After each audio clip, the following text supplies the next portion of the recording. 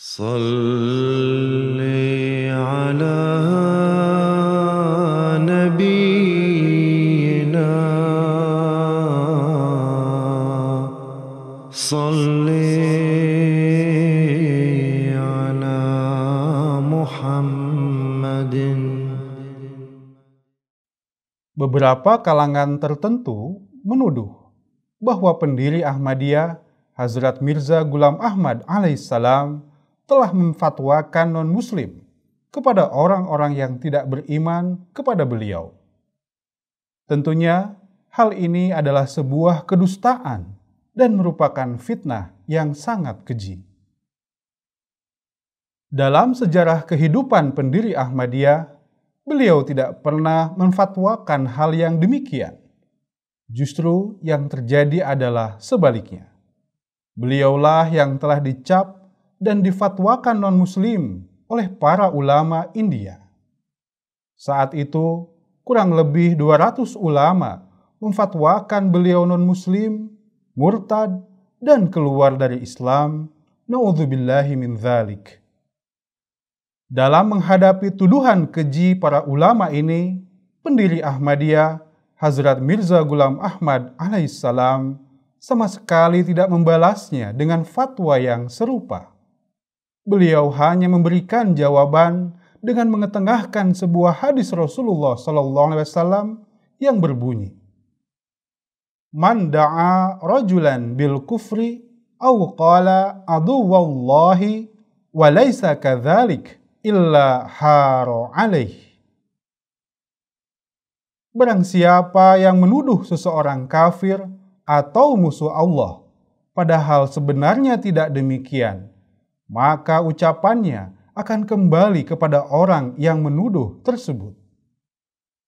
Dalam hadis Rasulullah SAW ini sangat jelas dikatakan bahwa jika seseorang memfatwakan kafir kepada orang lain, padahal tidaklah demikian, maka secara hakikat tuduhan kekafiran tersebut kembali kepada orang yang menuduhkannya.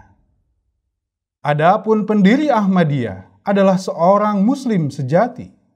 Beliau pribadi yang mengimani rukun iman dan rukun Islam dengan penuh tanggung jawab. Bahkan lebih dari itu, beliau tidak saja mengimani Islam untuk diri pribadi beliau, melainkan beliau memperjuangkan dan membela agama Islam hingga titik darah penghabisan.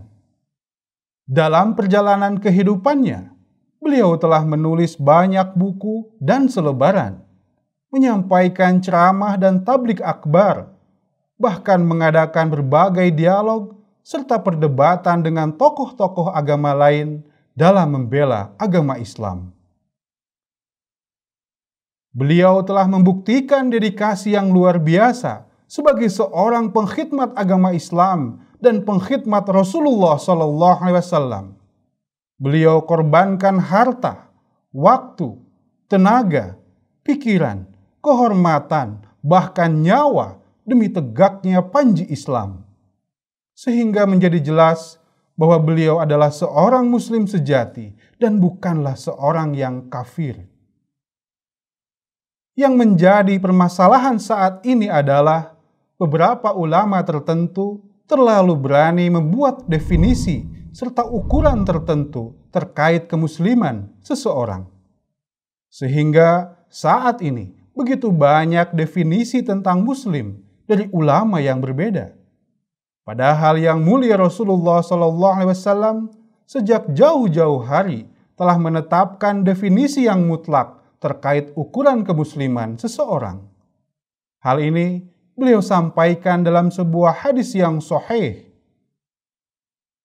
Man sholla sholatana wastaqbala qiblatana wa akala dhabihatana fadzalikal muslim. Barang siapa yang sholat seperti kami dan menghadapkan wajahnya ke kiblat kami dan makan makanan yang kami sembelih, maka ia adalah seorang muslim.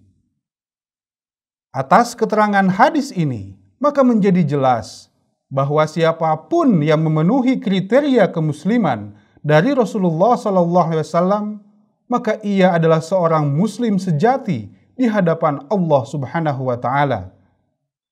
Dan atas hal itu, maka menjadi jelas pula bahwa tidak ada satu orang atau bahkan satu pemerintahan pun yang memiliki hak untuk menolak kemusliman seseorang.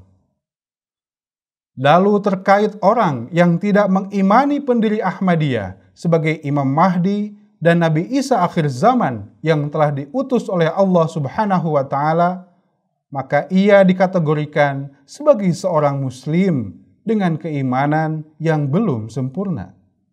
Karena tanda hakiki dari orang yang beriman adalah ia mengimani seluruh utusan Allah Subhanahu wa Ta'ala dan tidak membeda-bedakan satu dengan yang lainnya, sebagaimana Al-Quran menegaskannya dalam surah Al-Baqarah ayat 285.